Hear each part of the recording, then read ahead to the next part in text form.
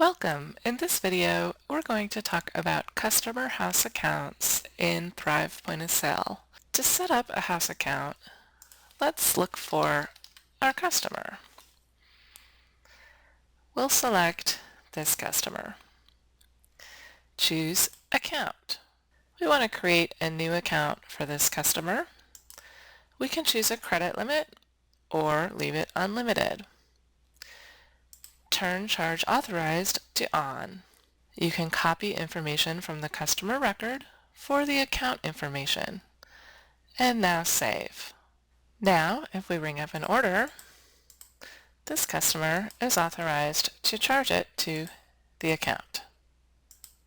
Looking at this customer again, we can see that the charge we placed is recorded here on their account history.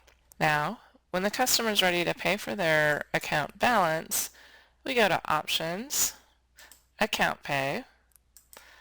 We're going to select this customer, and we're going to pay for the account balance.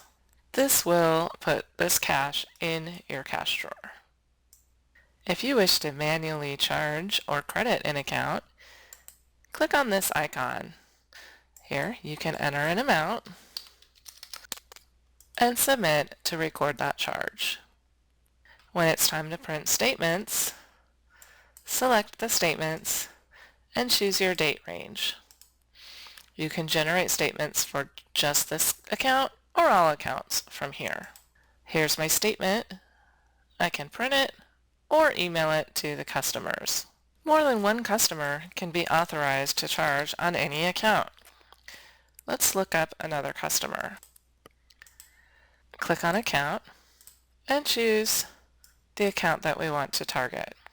Then we just click Link, and now Jerry will also be able to charge to this account.